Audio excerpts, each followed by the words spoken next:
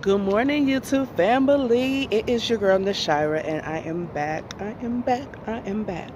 So, this morning I woke up about 3 something this morning with a lot on my mind, trying to get some extra sleep and really couldn't. But um, I was just up thinking, just really thinking,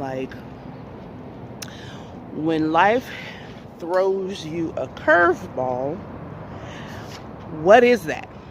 What is it that is causing you to receive this curveball, and how do you dodge it? Well, if you don't see the ball coming, then there's no way to dodge it. It just hits you. So this morning, something just hit me, and I'm like, you know what? I have been given something new in my life, and I was not trying to receive it because I didn't know what it was. And I still really don't know what it is, but what I do know is that when it first started about 2 years ago, about 2 years ago, maybe a little less, that I was so traumatized by it that I could not see the underlining of it at all. And so when it first happened, I thought I was going to lose my everlasting mind. I had no clue that one day that I would be able to smile, that I would be able to think a lot more clearly. I just didn't know what was going to happen. So it got to the point to where I was, I myself had gotten to a point to where I was feeling so low that I was damn near up under a rock, getting ready to curl up under and get up under a rock and then figure out how to get back out, I guess. I don't know, or stay up under that rock. Well, I'm glad I didn't allow myself to go there. I am so glad that I didn't let life take me there. And sorry guys, I'm just waking up, and I was like, let me get up and talk because it's on my mind. And so anyway, so whatever this life journey that it is taking me on, when this first happened, oh gosh, my life, when it first happened, I'm like, oh my gosh, what is this? Why? How come? I mean, I was asking all the questions. And so what I did every day, it was overwhelming me that I would just be sleep in bed.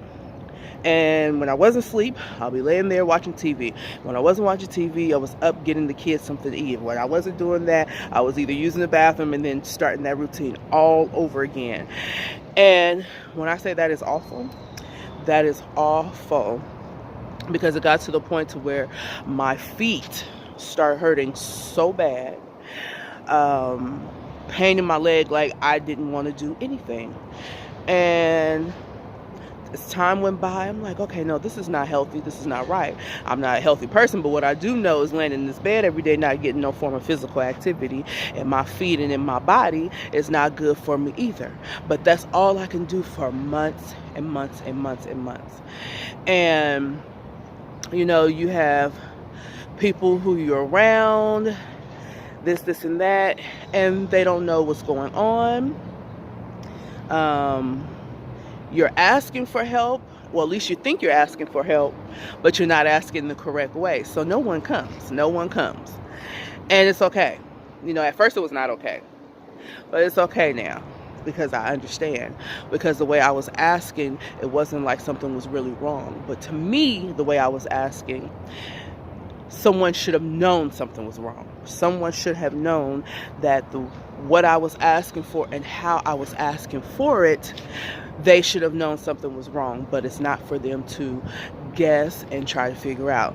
But anyway, so time rolls by, and I mean, it's hitting hard and hard and hard, and it's taking a toll on me. But I knew I had to get up out that bed eventually, because that was so much for me. That was too much. I have never been through this, never experienced it, and couldn't understand, still to understand the why. And so time goes on, and um, then let's see, I'm not sure of the month, but I moved from my place in January, and in September, so I'll say in September, I was given a 90-day notice, or October. So about 5 months prior to that, 4 or 5 months prior to that, someone took it upon themselves to call child welfare. I spoke to someone and was telling them, well, I spoke to a few people, but I spoke to one in more particular. And they came to my house, and I was just letting them know, like, what I was really going through, like how I was really feeling. And I really opened up to this person, and I was like, it just feels like this monster just didn't appear, then took over me and my household, and I can't figure out how to get rid of it. I don't even know where it came from. I don't even know what this is, and I don't know what to do. And I said, I feel like I was about to have a nervous breakdown, but I called it before it happened, and I'm so glad I was able to do that. But I called it before it happened, and I was explaining to her about my oldest son and about the kids. I was just overwhelmed. Like, I was so overwhelmed, and I knew I couldn't allow the devil to take over me, because if the devil took over me, then it means they take over my children, and then I don't have my children, then I'm lost, and then I'm just in the world with no place to go. And so I knew I couldn't let that happen. And anyway, so about 3 weeks roll by, and I get a knock on the door, and it's a tall Chinese guy and a kind of buff black man. And they said they're here to do a child welfare check. And I'm like, what in the world? And I'm like, I could laugh about it now, but it was serious then. I could laugh about it now, but it was serious then, because I'm like, what in the world is going on? And I'm like, if it's not one thing, it's another. So they showed me their badge and asked them to come in. Yep, you sure can. The house wasn't all that clean, but you sure can. And you sure in the hell can. Come on in. And so they said they were here for welfare fraud. You just said you were here for welfare check, which is to check on the health of the kids. And then you tell me you're here for welfare fraud. So then that alarmed me a little bit. And I'm like, wait, let me see your badges. And what are you here exactly for? And they were like, for welfare fraud. I said, that can't be true. I said, I haven't had welfare and I don't know how long. And they were like, are you sure? I said, I'm positive. I said, you better call and check it again. So I knew they wasn't there for the welfare check.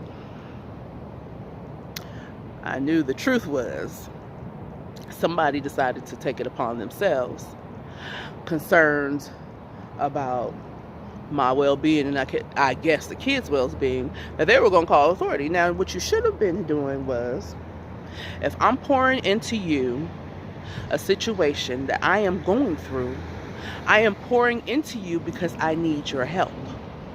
I'm not pouring into you for you to go and be dirty and call the law. I'm not doing that. I am pouring into you because I need help. So that could be, you come over and watch the kids for an hour or two. You come over and help me wash some laundry. With all these kids, yes, I have laundry piled up all the time. Or just come and sit and talk to me. Or just call me every day and say, hey girl, I'm checking on you. Make sure you ain't threw yourself up under that rock you was talking about. Now, one time did I ever guess that someone would be that low and dirty? I would never, and when I say never, only under one exception. only under one exception. But before I do that, I definitely will find out what is wrong with my homegirl. And even if it wasn't my homegirl, but I would definitely find out what's going on, because something has to be going on within. But if I see that you are hurting, or you're telling me this, or you're telling me that, you actually need some physical help, emotional help. You need all of that. Not some men come knocking on your door talking about they here for check on your kids and then throw in some damn welfare fraud. You can miss me with that one. You can come on correct, but you can miss me with that one, honey. Boo. And so, my oldest child is 21, and if you're talking about welfare fraud from 21 years ago, you a doggone lie. That's not why you're here, honey. So anyway, so yeah, so if someone was pouring into me and telling me that they just feel like they're just going all under, hey, I got a friend who's a therapist. If you want to talk to him, or hey girl, I'm coming to pick you up, you and the kids, or if you can find somebody to watch the kids. No, I didn't get that. But what I did get was those two men knocking on my door, checking through my house. I had to check the kids' room, check the refrigerator. Did they check the refrigerator? Yeah, I think, well, they checked the kitchen. But then when they saw the kids running out, we just getting up. So nobody's even really dressed, except for my daughter. I made her throw something on. They seen them kids was healthy. Seen those kids were talking. Seen them kids was laughing. Seen those kids was playing. And I said, are you sure you're here for? I was so baffled. I was so puzzled. I mean, I couldn't understand. That was my first time. But I say this to say the devil didn't win that day. The devil did not win that day. Matter of fact, they threw the damn paper away in my face damn near right then and there. So whomever or whatever that was about, it didn't work in your favor, it worked in mine. Just think if I had probably had a snobby attitude and the kids didn't look well fed and this and that, and I'm trying my best, and they took my children away. That is one awful feeling.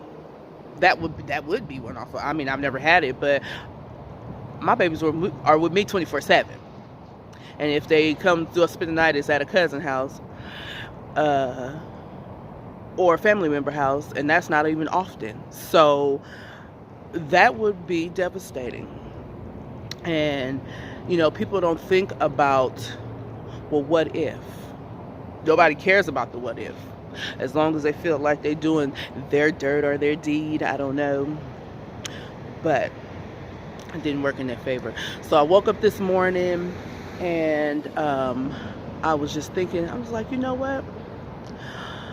I still don't know what the real reason is, but what I do know is that with me having to be in a motel all this time, being in the motel all this time, what I do know that it helped me from having to pay some bills for some months.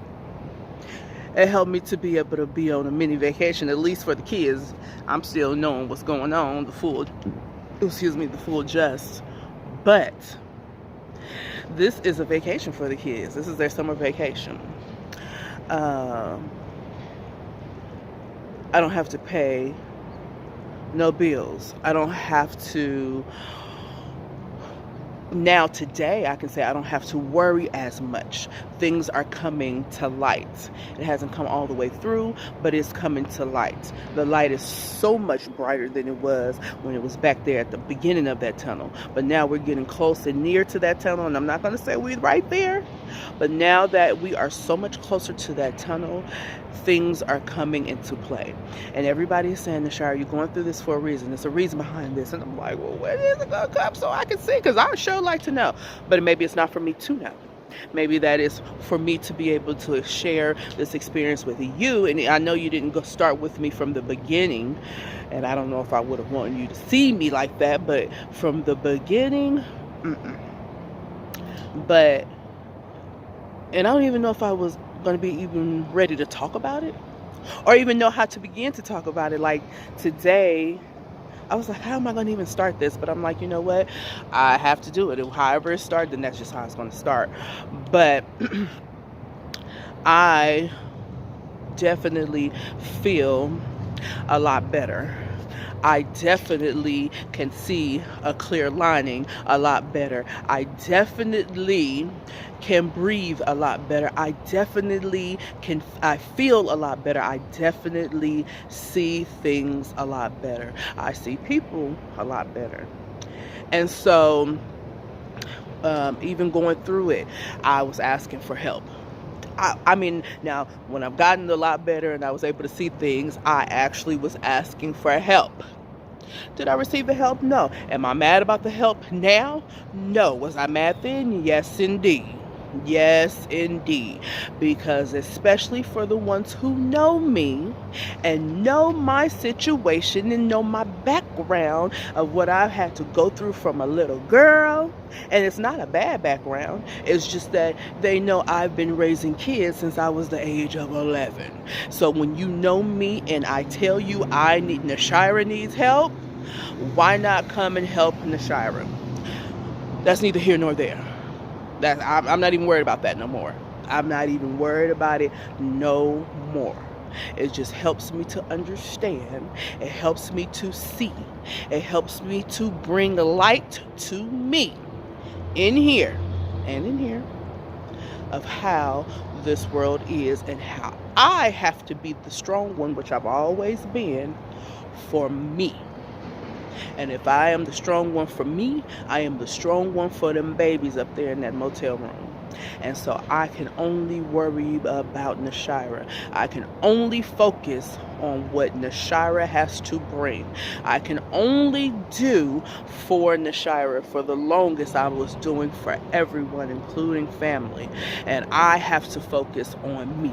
I have to learn to do for me, so that I can do for my baby. So when I move out, when me and these kids finally get into somewhere, I am going to focus on our family. Our family. I have always focused on everyone but Nashira. So after this baby, I am going to work it out. I am finding somebody's boot camp, and I'm going to tell them to work it out. And work this body, work this heart, get this heart right, so that this heart can beat and pound as long as it can for my babies, and get my strength and my mind right. And when I say strength, I physically strength, yes, but get my strength and my mentality so that I can focus on who is there for me every day, and that is those babies. And so I hope that this brings help and light to someone, because I'm like, I am going through this, yes, for a reason, but why? And so the only thing I can think of this morning when I woke up and felt good, I said, I am going through this because I have to share this with someone. Somebody is going to be able to understand. Somebody is going to be able to need this. Somebody is going to be able to hear this. Somebody is going to be able to share this story. So I hope that it helps someone. I hope that you guys like, share, subscribe, and leave some comments down below. I hope this helped you, because it definitely was a storm that I went through, and I hope that can bring light to someone else. Talk to you later.